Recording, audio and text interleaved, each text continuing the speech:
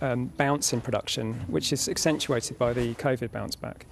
So we're seeing something like 1.8 million square foot of studio space being built at the moment, and Maidstone Studios is looking forward to its busiest year ever. With productions continuing, the students who train here are also able to work on primetime shows like this time. I'm at uni and I'm 19 years old, but I'm working on one of the biggest shows on TV. You get to be in the studio and you get that amazing atmosphere of working with people actually in the industry, and I'll never forget it. I've actually had more opportunities since the lockdown because there's been such a flow of everything catching up again. So the South East is poised to reap the dividend as film and television bounces back. Piers Hopkirk, BBC South East Today.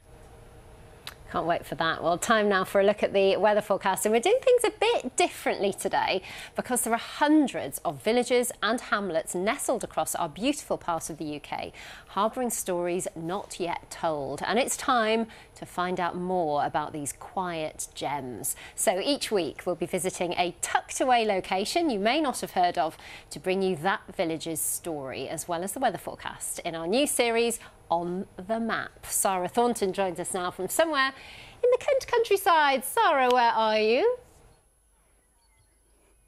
Well, I'll tell you in just a second, but yes, you're right. It's the first of our new On the Map series, and it's really all down to you at home. You'll tell me where should be on the weather map. I'll come and visit, I'll do a little report, and afterwards I'll do the weather live, and you will be on the map. Now, the first location here tonight in the North Downs of Kent was, we knew, had one major attraction dating back 6 millennia.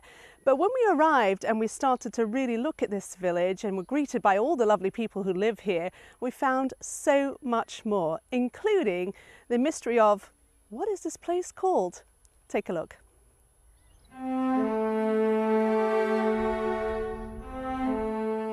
A quintessential village, but one with surprises dating back millennia. Villager Tricia Wallace has offered to show me around and let me in on some of the secrets. Welcome to you, to Trosley, yes. So you've said Trosley? Ah, you caught me.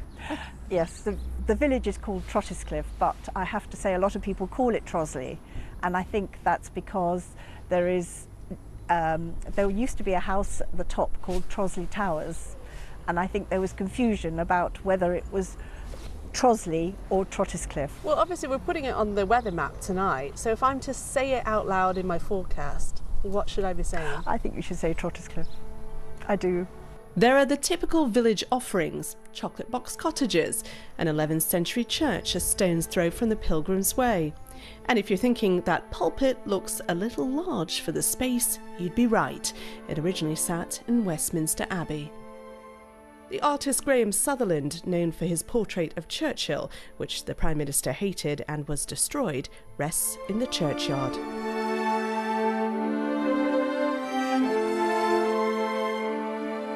But the biggest surprise is surely that it's home to one of the earliest prehistoric monuments surviving in Britain today, built and used 1,000 years before Stonehenge. These are the cauldron stones which overlook the wonderful Kent countryside. We're looking out over the North Downs there, and how these stones got here is still not really known because they're just massive, and they've obviously managed to drag them here from somewhere. But they've created this rectangular tomb of stones, and then the bodies were buried underneath, and they were probably men, women and children.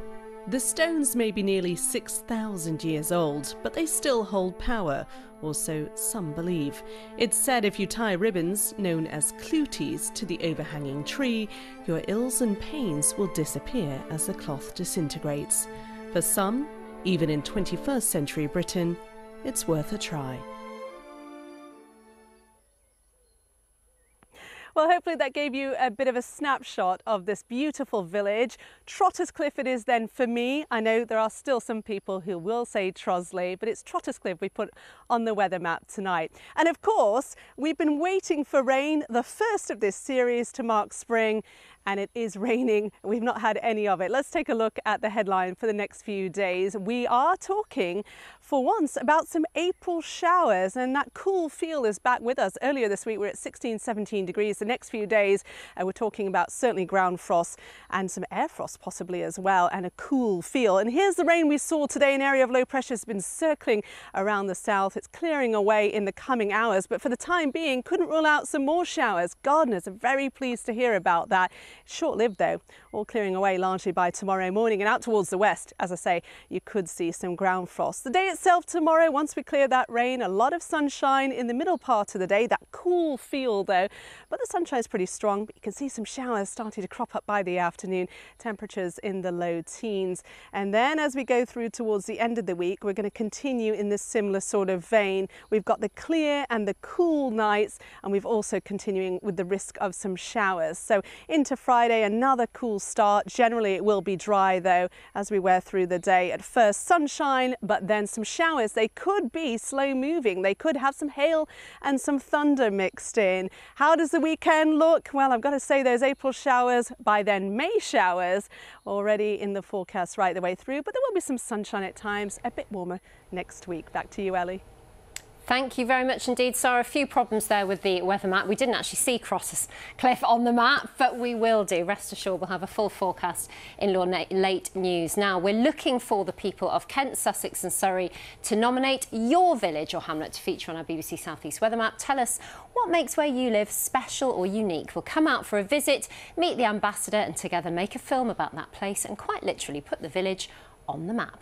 That's it from me. We're back at 10:30. Bye-bye.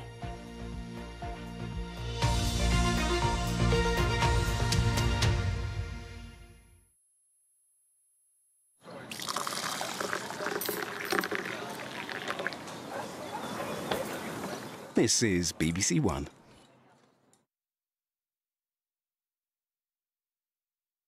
Now party election broadcast by the Green Party.